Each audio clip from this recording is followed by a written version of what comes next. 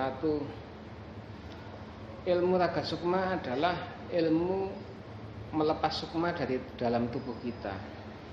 Ilmu ini biasanya dilakukan oleh para sufi, para spiritualis, para dukun, dan orang-orang yang memang hobi melakukan keilmuan dalam hal ilmu gaib. Raga sukma ini dibagi menjadi dua macam.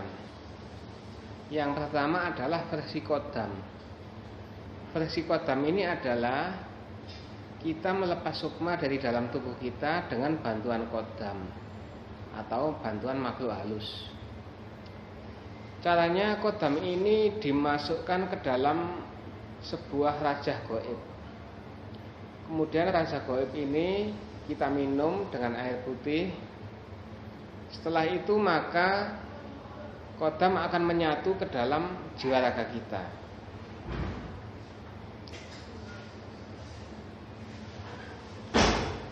Untuk melakukan proses raga sukma setelah kita minum rajah gaib tadi, yaitu adalah dengan cara berbaring atau dengan duduk bersila. Biasanya sang guru akan memberikan petunjuk tentang cara melakukan, tentang cara praktek raga sukma itu.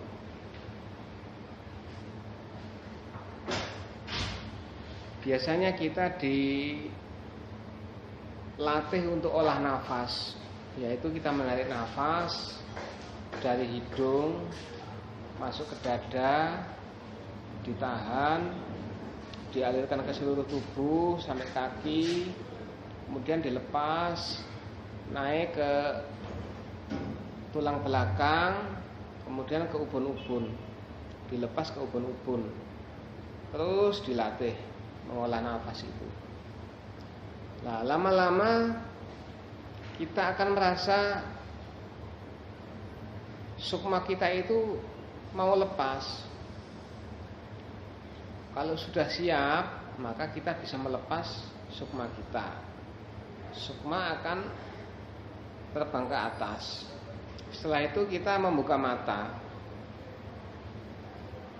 maka kita akan melihat tubuh kita itu duduk bersila atau terbaring gitu. Berarti kita sudah lepas sukma kita. Yang versi kedua adalah yaitu versi non kodam. Artinya kita melepas sukma kita tanpa bantuan makhluk halus atau tanpa bantuan kodam. Nah, cara yang kedua ini, yang versi non kodam ini dilakukan dengan latihan. Jadi kita latihan bersemedi, duduk bersila, atau latihan dengan cara berbaring. Halo. Nah, pada saat kita berbaring atau duduk bersila itu, kita merasakan aliran darah di tubuh kita. Kita rasakan, konsentrasi kita pusatkan ke tubuh kita. Jadi kita tidak boleh berpikir ke sana-sana, konsentrasi di tubuh sendiri. Lama-lama kita akan datang rasa ngantuk itu. Kalau sudah datang rasa ngantuk, lama-lama kita itu hening. Hening itu artinya panca indera ini mati. Kita sudah tidak bisa merasakan apa-apa. Kita sudah tidak bisa mendengarkan suara-suara itu. Kita pun juga tidak bisa melihat, soalnya mata kita juga memang terpejam. Jadi panca indera sudah mati. Biasanya pada saat itu kita akan mendengar suara nafas kita. Suara nafas kita itu bergerak sendiri tanpa kita menggerakkan. Jadi kita tidak merasa menggerakkan nafas, tetapi nafas itu bergerak sendiri.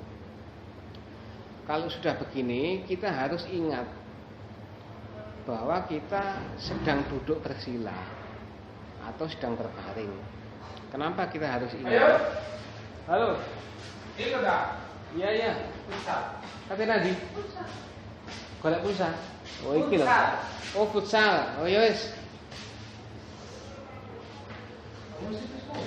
Itu lawangnya dibuka ini. Ayo cepat. Sampai di mana tadi? Tadi sampai, waduh, lupa lagi, minum dulu. Oh ya, pada saat kita sudah hening tadi, kita harus ingat. Mengapa kita harus ingat? Kita ingat sedang duduk bersila, atau kita ingat sedang berbaring. Kalau kita tidak ingat, maka kita akan ketiduran. Kalau ketiduran itu jadinya mimpi. Dan mimpinya itu mimpi jelek, atau orang bilang itu tindian atau kelindian gitu. Atau dalam bahasa Indonesia disebut tindian. Itu maka kita akan kesulitan untuk bangun kalau sampai ketiduran. Makanya kita nggak boleh ketiduran, caranya harus ingat. Jadi kita saat sudah hening, sudah mendengarkan suara nafas, sudah mendengarkan detak jantung, sudah merasakan aliran tubuh kita bisa melihat kegiatan di dalam tubuh. Kita jangan sampai ketiduran. Kita harus ingat bahwa saya ini sedang duduk, saya ini sedang berbaring, saya ini sedang bersemedi.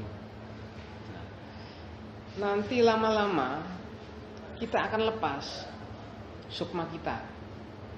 Lepas ini bisa kita sengaja, bisa juga tanpa sengaja, tahu-tahu lepas gitu. Nah, kalau kita sudah lepas, apa yang pertama harus kita lakukan? Yang pertama harus kita lakukan adalah kita menengok ke belakang gini, kita melihat tubuh kita sendiri. Halo, mau ikut Pak Daud? Oh, selamat jalan. Monggo. Atas. Pak jalan, Rek.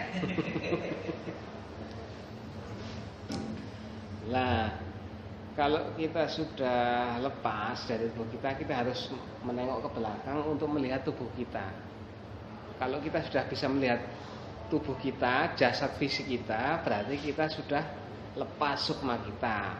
Artinya kita sudah berhasil melakukan raga sukma. Nah, kalau sudah bisa melepas sukma ini, kita bisa kemana-mana, melayang, seperti terbang, tidak merasakan capek, tidak merasakan linu, sakit atau apa, enak gitu aja. Tidak ada pegel linu, itu udah nggak ada.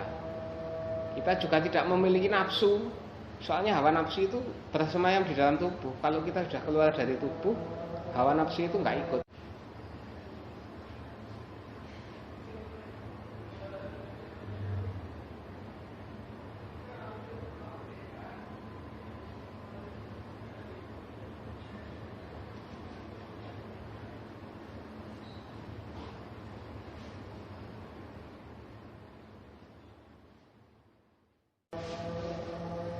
Terus pada saat sukma lepas itu kita juga bisa melihat makhluk gaib, makhluk-makhluk yang tidak kasat mata, seperti jin dan makhluk-makhluk gaib lainnya itu. Bahkan kita bisa menembus ke alam gaib, kita bisa masuk ke alam-alam gaib untuk melihat penunggu sungai, penunggu gunung, penunggu hutan itu. Nah, setelah itu dirasa cukup, kita bisa kembali ke tubuh kita. Untuk kembali itu cukup dengan niat. Saya niat ingin kembali, udah tahu-tahu udah bangun gini. Gitu. Nah, raga sukma ini kalau sering kita lakukan tiap hari, sering kita lakukan, maka nantinya kita untuk melepas sukma itu sangat mudah. Jadi tidak usah duduk bersila lama-lama, tetapi cukup beberapa menit saja. Itu sudah cukup, kita sudah bisa melepas sukma. Biasanya orang-orang yang spiritualis atau sufi itu sudah, kalau mau melepas sukma itu dimanapun dia bisa, sambil duduk, sambil dimanapun berada, dia hanya butuh waktu paling berapa menit diem, kemudian sukma lepas. Begitu. Ini saja yang saya sampaikan kepada para pemirsa, semoga menambah wawasan kita. Assalamualaikum warahmatullahi wabarakatuh.